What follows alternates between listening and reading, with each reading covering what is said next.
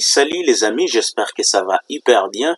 Aujourd'hui dans cette vidéo, je vais vous présenter la nouvelle plateforme de VPS que je préfère utiliser ces derniers temps parce que avec VPS, cette plateforme m'a beaucoup déçu et je me suis redirigé vers cette plateforme qui s'appelle Shokoping.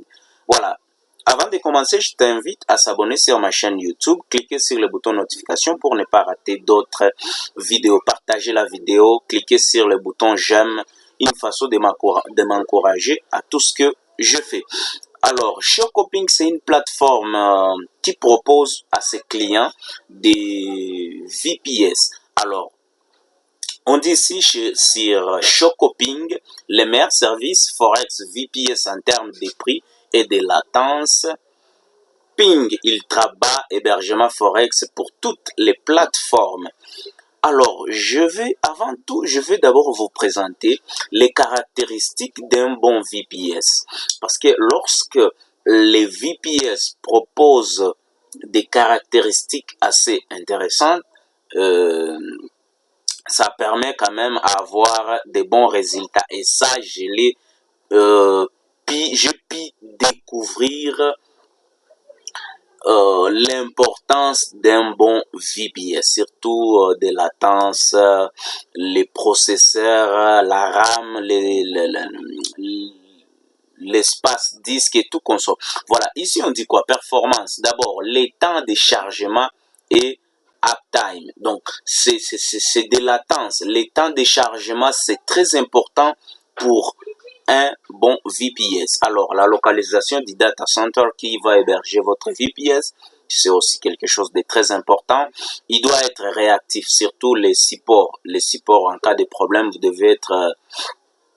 devez être redirigé vers les supports et que ces supports soient quand même plus rapide pour vous permettre à résoudre vos problèmes. Les prix aussi entrent en jeu, évidemment, des fonctionnalités offertes aussi, des complémentarités, mais surtout la configuration technique, c'est quoi? C'est que les VPS doivent avoir un bon CPI, c'est-à-dire les processeurs. Votre processeur doit être quand même 2, 3, ça va, à partir de 2, ça va. La RAM aussi, l'espace disque, la possibilité d'évolution. Est-il envisageable de passer sur un autre plan? C'est aussi des faisabilités, ça permet au moins de passer un nouveau plan. Voilà. Alors, je vais aller sur Shokoping pour vous montrer un peu ces tarifs. Voilà. Alors, ces tarifs chez Shokoping, vous voyez ici, Shoko 1 giga, Shoko 2 giga, Shoko 3 giga, Shoko 4 giga. Alors, celui des 1 giga, c'est des $12. Environ $13, disons. Ici, c'est $15 parce que 14,99, 12,99, 22,99, ici 31,99. Alors, les ressources isolées, ici c'est 1 giga de RAM, 1 giga de RAM et tout consort là, voilà. Bah, moi, je préfère celui-ci. C'est celui que je préfère surtout. Je préfère parce qu'avec des gigas là, ça va. Pour être aussi plus économique. Vous voyez, avec des gigas, c'est bon. Et voilà les caractéristiques des Shokoping. Sinon, je peux même me connecter là. Shokoping, voilà. Voilà, si j'essaie un peu de me connecter, vous pouvez voir des services. Des services là. Ouais, ce sont là les mêmes tarifs. Donc, ils proposent 30 gigas de l'espace disque, 2 gigas de RAM et processeur de 2 cœurs, je crois ici. Voilà, ici, de 2 cœurs, voilà. Ici, de 2 cœurs, voilà. C'est vraiment important de les noter. Et je vais vous envoyer les liens si vous voulez avoir ces VPS. C'est vraiment important parce que PIVPS m'a beaucoup déçu. Et voire même, attends, je vais d'abord vous montrer ce qu'a fait PIVPS. Voilà, là je suis déjà sur la plateforme parce que c'est la même configuration. Hein. Si vous voyez les designs et tout qu'on sort, voyez même. J'avais même 46 affiliés dans les sur PIVPS, l'ancienne plateforme que j'utilisais. Ici, vous pouvez regarder. J'ai eu même à retirer 95. Hein. J'ai à retirer de l'argent dessus. Mais, pas, disons, il y a un 10 $ disponible ici que je ne sais pas si je les retirerai au moins. Parce que avec ces problèmes ici, quand vous effectuez d'ailleurs les retraits chez eux, ils proposent que seul moyen de retrait, c'est des PayPal.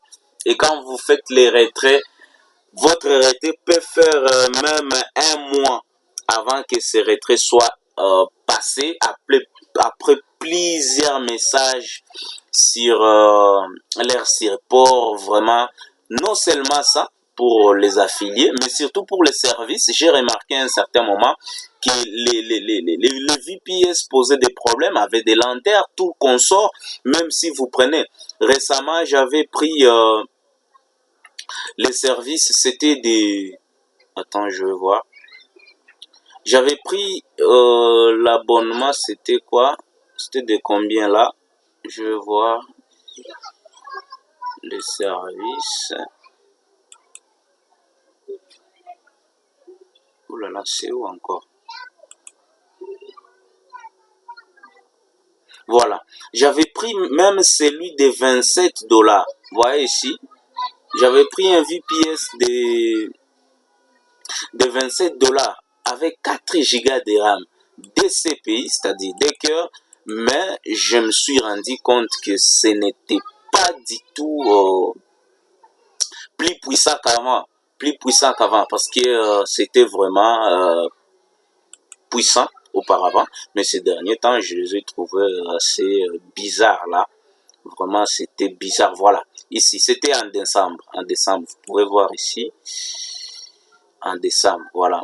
J'ai payé la facture et tout qu'on sort, vous voyez. C'était de 27 $. J'avais payé ces VPS là, mais j'étais déçu avec leur service. Bon, c'est juste, c'est pas quelque chose de mauvais, d'une mauvaise campagne, pas du tout, mais je donne mon avis. C'est juste mon avis par rapport à mon expérience avec les VPS, parce que j'ai beaucoup acheté avec eux, j'ai beaucoup traité avec cette plateforme-là, et du coup, j'étais vraiment déçu par rapport à ses performances. Premièrement, du point de vue technique, les VPS, deuxièmement, pour les affiliés, pour être payé, la plateforme me payait difficilement. Et j'étais trop déçu. Voilà, je suis allé vers Shocoping et là, du point de vue technique, ça va déjà pas mal. Je n'ai pas encore, essayé les retraits chez eux parce que voilà, les retraits parce que c'est encore 5 $ ici. Le minimum de retrait c'est 15. Je n'ai pas encore essayé chez eux les retraits, mais je vais voir si ça marche. Mais sinon, du point de vue technique, le VPS, ça marche correctement. Voilà, c'était tout pour aujourd'hui. Vous donner quelques différences entre ces deux plateformes. Je donne mon avis. Je préfère plutôt Shocoping que PIVPS parce que celui-ci, je le trouve jusque-là meilleur. Rendez-vous au prochain numéro. Ciao!